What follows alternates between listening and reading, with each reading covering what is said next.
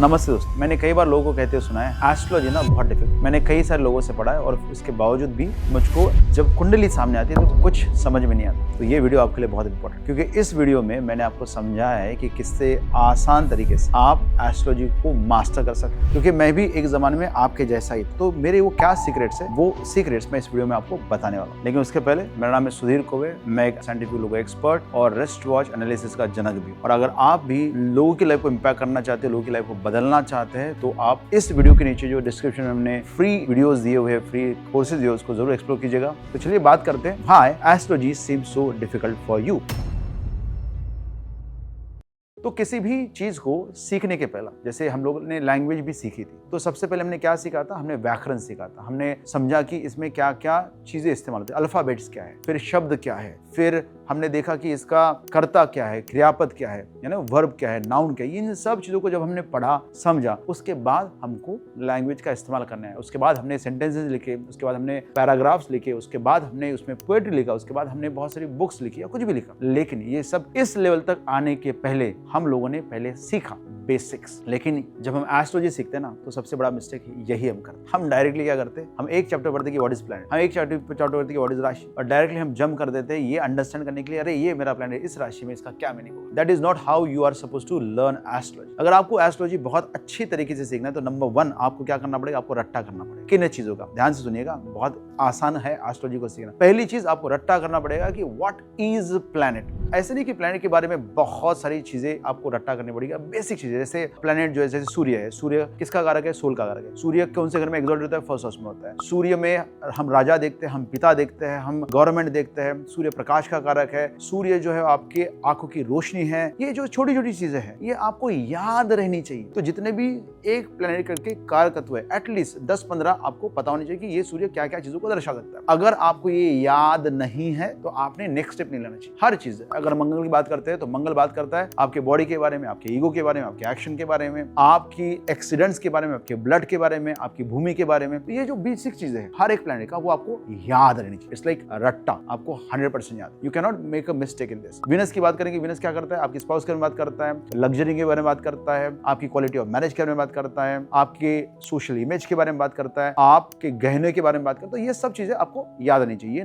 Step number 1 है कि जितने भी प्लैनेट्स हैं वो किन किन चीजों को दर्शाते हैं, ये आपको मुंह जबानी रट्टा, अगर नींद से में जागा हो तो आपको याद होनी चाहिए। Step number 1। स्टेप नंबर 2, राशियां। तो राशियों के क्या कैरेक्टरिस्टिक, कैसे भी करके आप उसको याद करो, क्योंकि क्या होगा, ये बार बार बार बार इसको रेफरेंस जाए। तो राशियों के बारे में आपको मुंह जबानी याद होना चाहिए। और नंबर 3, थर्ड स्टेप, आपको याद रहना चाहिए व्हाट इज द हाउसेस। तो कौन से घर से कौन सी चीज दिखती है, कौन से घर से कौन सी चीज मिलती है, इन सबका रट्टा आपके पास होना चाहिए, मेमोराइज होना चाहिए। जब तक आप इन सब चीजों पे हुकूमत हासिल नहीं करते, जब तक इन सब चीजों के आप एक्सपर्टीज प्राप्त नहीं कर सकते हो, आगे का जर्नी व्यर्थ, आपको समझेगा ही नहीं। तो आपको यह पता होना चाहिए कि कौन से राशि का मालिक कौन सा है, कौन सा हाउस में कौन सी चीजें मिलती है, और कौन सा लॉर्ड क्या दर्शाता है। जब ये तीनों चीजें आपको मुंह जबानी याद हो जाए, उसके बाद नेक्स्ट स्टेप है अगेन रूल्स। तो देयर आर सर्टेन रूल्स, जैसे कौन सा प्लैनेट कहां से एक्सॉल्टेशन में जाता है, कौन से प्लैनेट की दिशा कौन सी है, कौन से प्लैनेट का कितने घर का ट्रैवल क्या देता है, नीच का घर, मरंग का स्थान, या फिर एक्सॉल्टेशन हाउस। ये सब चीजें जो है वो आपको again you will have to memorise and remember it. बिना इसके जितना आप आगे जाने की कोशिश करोगे, उतना आपको ये डिफिकल्ट लगने लगेगा। जब ये सब चीजें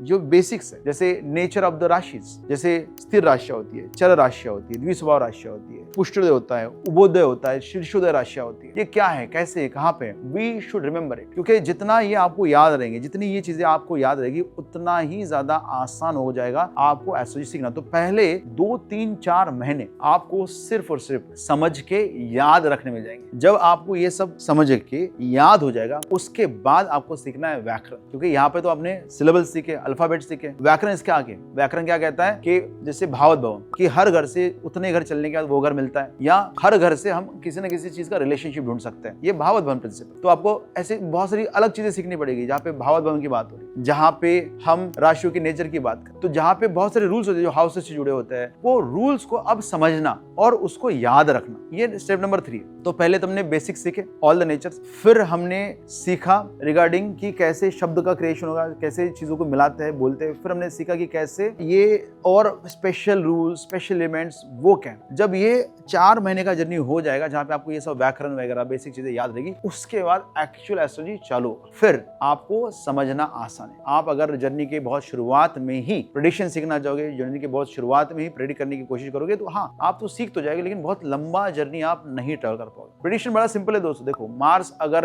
लैंड का कारक और मार्स अगर सन के साथ मिलता है तो वो सूर्य से जुड़ा हुआ लैंड किसी न किसी को दे देता है। ये बहुत सिंपल प्रेडिक्शन है। अगर वीनस आपका सैटर्न के साथ जाएगा तो पैसा बहुत दे देगा, क्योंकि वीनस सेकंड हाउस का लॉर्ड है, सैटर्न 11th हाउस का लॉर्ड है। ये नेचुरल धनयुगा का फॉर्मेशन हो रहा है। तो ये सब चीजें पॉसिबल है, ये सब चीजें ईजी है। लेकिन आप अगर शुरुआती दौर में भी बहुत जल्दबाजी करोगे कि मेरे को तुरंत आ जाए, पेशेंस नहीं दिखाओगे। देखो, सैटर्न इज अ कारक ऑफ 8th हाउस, 8वें घर का कारक है, और सैटर्न बोलता है कि चीजें होगी लेकिन धीरे धीरे होगी। 8वें घर का कारक 8वें घर में एस्ट्रोलॉजी होता है। मतलब अगर आपको एस्ट्रोलॉजी में निपुणता चाहिए तो आपको यहाँ पे समय देना पड़ेगा। और सबसे महत्वपूर्ण बात, आप बहुत सारा स्विच करते हो, you switch from gurus to gurus to gurus. याद रखिए, कोई भी गुरु जो आपके लाइफ में आया वो गलत नहीं है। कोई भी गुरु जो आपके लाइफ में आया है वो आपके लाइफ में कंट्रीब्यूशन करने के लिए आया है। लेकिन अगर आपने एक समय पे मल्टीपल गुरु से एस्ट्रोलॉजी सीखने की कोशिश की तो आपको कंफ्यूजन बहुत ज्यादा होगा। इसलिए शुरुआती दौर में एटलीस्ट जब तक आपको व्याकरण और लिंगो समझ में नहीं आता है तब तक आपने एक ही गुरु को फॉलो करना चाहिए। और जब आपको समझना चालू हो गया, जब आपको बुक समझना चालू हो गए, जब आपको वीडियोस बड़ी आसानी से समझना चालू हो गए, उस समय पे आप फिर किसी भी गुरु से सीखो, कुछ प्रॉब्लम नहीं। लेकिन शुरुआत में आपके गुरु कैसे भी हो, stick to one guru, learn